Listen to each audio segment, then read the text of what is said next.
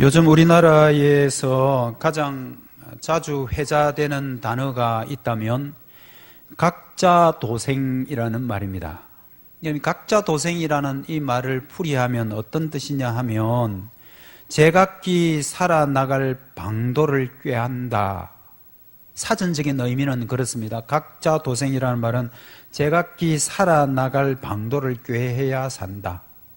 이건 물론 오늘날 우리 대한민국 국민들이 믿을 만한 데가 없다라는 것을 반증하는 그런 단어이기도 해요. 나라에서 안 지켜주니까, 국가에서 안 지켜주니까 각자가 알아서 살아야 된다. 국가에 대한 일종의 비난도 담겨 있고, 또 우리가 정신 바짝 차리지 않으면 우리가 살지 못한다라는 의미이기도 합니다. 엊그제 뉴스를 보니까 어떤 굉장히 고가의 아파트를 구입한 사람들이 아파트를 구입을 해서 입주를 해서 살기는 시작했지만 그 안에 있는 많은 그 시설들, 부대 시설들을 관리를 하기 위해서 관리비를 내는 게 너무나 부담스러워서 관리비가 안 거두어져 가지고 그 안에 있는 많은 시설들이 완전히 흉물스럽게 변했다라는 뉴스를 듣습니다. 아파트를 구입할 때는 그 부대 시설이 너무너무 잘 돼 있는 아파트입니다. 그 안에는 공동으로 사용하려는 수영장 있을 정도니까요. 그런데 그 수영장을 전혀 사용을 못 한대요. 왜냐하면 모든 입주민들이 관리비를 내서 자기 돈으로 관리를 해야 되기 때문에 그게 부담스러워서 수영장도 제대로 운영을 못 한다라는 뉴스를 들었습니다. 이것은 무슨 말이냐 하면 아파트를 팔아먹기만 하면 그 뒤에 관리하는 것은 너희들이 책임지라 이 말이잖아요. 그런데 비싸게 겨우 평생 모은 돈을 투자해서 아파트를 하나 사서 이제 정말 그곳에서 꿈같은 세월을 살아갈 줄 알았더니 입주하자마자 관리비 문제 때문에 결국 원성이 높아졌다는 이야기 아니겠습니까? 오늘날 여러분들 우리 주변에 일어나는 모든 것들은 너무나 흉기들이 많아서 각자 도생하지 않으면 살아갈 수 없는, 각자가 자기를 관리하지 않으면 살아갈 수 없는 시대임은 정말 안타깝고 우리나라로서는 정말 비운이 아닐 수가 없습니다. 나라도 믿지를 못하겠고, 그리고 어른들도 믿지 못하겠고, 여기서 어른들을 믿지 못했다 이야기하는 것은 세월호를 이야기합니다. 세월호 참 가슴 아픈 이야기 더 끄집어내고 싶지는 않지만 그 학생들이 어른들 말만 듣고 그냥 가만히 있다가 물에 수장된 거잖아요. 정말 누구를 의지해야 될지. 그래서 각자 알아서 각자 도생하지 않으면 살아갈 수 없는 시대다. 정말 하나님, 우리 이 세상 사는 것이 하나님을 믿는 사람이든 믿지 않는 사람이든 정말 이 말은 어떤 면에서는 굉장히 가슴 아픈 단어가 아닐 수가 없습니다. 각자 도생입니다. 그러나 우리 하나님의 백성들은 달리 생각해야 될 것이 있습니다. 그것은 뭐냐 하면 하나님께서 모든 만물을 다 지으셨고 지으신 것 그대로 내버려두고 너희들이 알아서 관리하라고 하신 분이 아니라 하나님은 작정 가운데 창조하셨고 창조하신 그것을 섭리하시는 하나님을 우리는 믿으셔야 한다는 말입니다. 섭리한다라는 것은요, 보존하는 거고 통치하는 것입니다. 그냥 만들어 놓고 너희들 마음대로 살아라가 아니고 하나님의 섭리라는 것은 하나님이 만들어 놓고도 그것을 끝까지 관리해 주시는, 다시 말해서 하나님께서 우리를 백성 삼으셨다면 그 백성 삼은 그 백성들을 끝까지 관리해 주시는 분이심을 믿으셔야 한다라는 말입니다. 하나님의 섭리라는 이 말은 하나님께서 보존도 하시고 관리도 하시고 다스려 주신다는 아주 좋은 말입니다. 하나님의 섭리는 지금도 모든 만물 위에 계속되고 있고요, 그 만물뿐만 아니라 그 만물의 모든 행위조차도 하나님의 섭리 가운데 이루어지고 있음을 저희들은 믿는 것입니다. 자, 그렇다면 하나님의 섭리가 우리 인간들에게는 어떤 방법으로 나타났을까라는 거예요. 하나님의 섭리는 우리 인간들에게는 어떻게 나타났을까?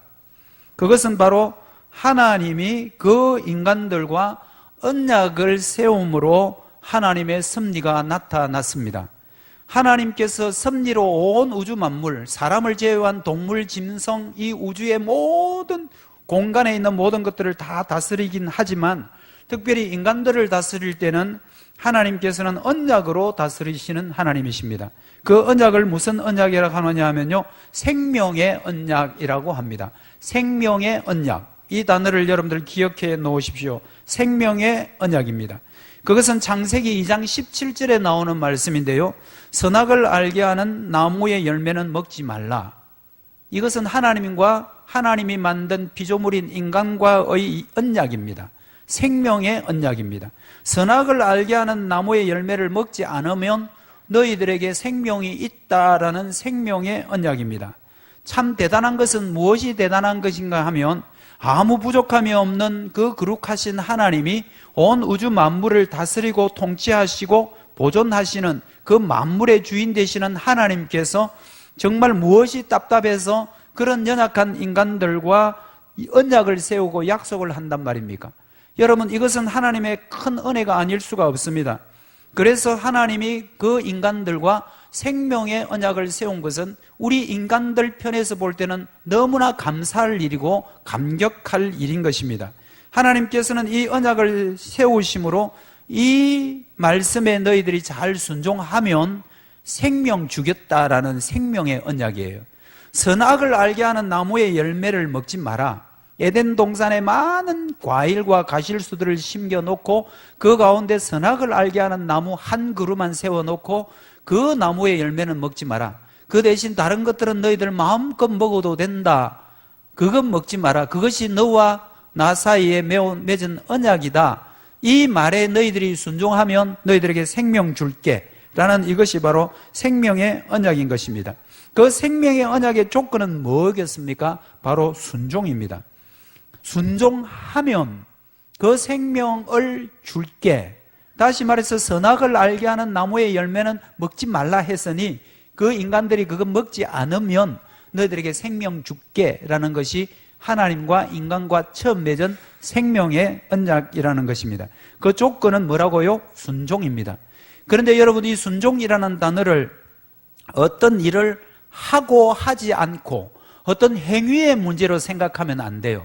물론 순종이라는 것은 그 말에 대해서 내가 움직이는 행위이기 때문에 행위와 무관한 것은 아니지만, 행동과 관계없는 것은 아니지만, 하나님께서 순종하라고 하실 때는 그 순종의 의미가 단순한 어떤 행위를 말하는 것이 아니라 하나님과의 관계입니다. 하나님과의 인격적인 관계를 말하는 거예요. 하나님께서 동산중학에 선과 악을 알게 하는 나무의 열매를 딱 만들어 놓고 다른 것은 너희들 마음껏 먹고 마음껏 즐기지만 이것만큼은 먹지 말아라고 한 것은 하나님과 그 인간 사이의 관계를 설정한 것입니다. 너희들이 얼마나 내 말에 순종하는지 안 하는지 이 나무를 보고 알겠다라는 것이지, 순종이라는 그 행위만 염두에 둔 것이 아니라 나와 너는 이런 관계다. 나는 너희들에게 생명 줄게. 내가 너희들에게 복 줄게. 내가 너 생명 책임질게. 그러나 너희는 나에게 순종해 라는 것은 관계 설정이라는 것을 먼저 아셔야 됩니다. 그러나 인간은 하나님께서 허락하신 그 순종에 대한 명령에 불순종하게 됩니다. 그렇게 함으로써 타락하게 되고 그 결과 하나님과 맺은 그 생명의 언약은 깨지고 말지요. 창세기 3장 6절에 보면 여자가 그 나무를 본 적, 선과 악을 알게 하는 나무를 말합니다. 그 나무를 본 적 먹음직도 하고 보암직도 하고 지혜롭게 할 만큼 너무나 탐스러운 나무라. 그 나무가 항상 눈에 거슬리는 거예요. 다른 건 아무리 먹어도 뭔가 부족한 것 같고, 그래서 가운데 있는 저 나무가 맛이 어떨까? 야, 참 먹음직도 하고 보암직도 하고 참 탐스럽다. 나 저거 먹으면 어떻게 될까? 그런데 하나님이 먹지 말라 했잖아. 그럼 먹으면 안 될 텐데. 그런데 너무 먹고 싶어. 너무 보기 좋아. 그러다가 결국 여자는 그 선과 악을 알게 하는 나무의 열매를 따먹어버리죠. 먼저 따먹고 누구에게도 줬더라? 자기의 남편인 아담에게도 주었습니다. 그것이 오늘 3장 6절이죠. 여자가 그 열매를 따먹고 자기와 함께 있는 남편에게도 주매 남편도 먹은지라. 하나님이 먹지 말라고 한 선과 악의 열매를 먹게 됨으로 말미암아 하나님과의 관계가 깨져 버렸습니다. 다시 말하면 생명의 언약이 파괴된 것입니다. 그래서 그 인간들에게 무엇이 들어오기 시작하느냐 하면 사망이라는 게 들어오는 거예요. 사망. 창세기 2장 17절 말씀 뒷부분을 보면 이런 말씀이 있거든요. 네가 먹는 날에는 반드시 죽는다. 사망, 죽음, 육신의 죽음, 영혼의 죽음, 이런 것을 여러분들 다 포함하는 거예요. 이 사망이라는 단어는. 그런데 우리가 사망하면 제일 먼저 떠오르는 게 무슨 생각부터 하느냐면 육신의 죽음? 그 선과 악을 알게 하는 나무의 열매를 먹는 순간에 사람이 죽는다고? 그런데 여러분, 아담과 하와가 그 따먹는 순간에 죽었습니까? 안 죽었습니다. 육신은 그대로 살아 있었습니다. 단지 그 관계가 깨져서 에덴 동산에서 쫓겨나서 이제 유리방황하는 인간이 되었을 뿐이지 육신의 죽음은 아직도 살아 있었습니다. 그러면 여기서 말하는 사망이라는 것이 여러분들 무슨 의미인지 알겠습니까? 육신의 죽음만이 아니라 영혼의 죽음이며 특별히 하나님과의 관계가 깨진 사망입니다. 여러분, 하나님과의 관계가 단절되는 것이 바로 이 성경에서 말하는 죽는 것이다, 사망이다라고 말합니다.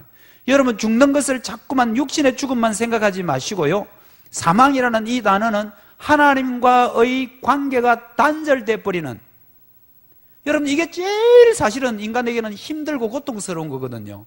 하나님이 이 세상을 만들고 인간도 만들었는데 그 창조주이신 하나님과의 관계가 끊어져 버리는 것, 이것은 죽음과도 같은 바로 성경에서 말하는 사망인 것입니다. 이들은 에덴 동산에서 쫓겨납니다. 창세기 3장 24절에 보면 이같이 하나님이 그 사람을 쫓아내시고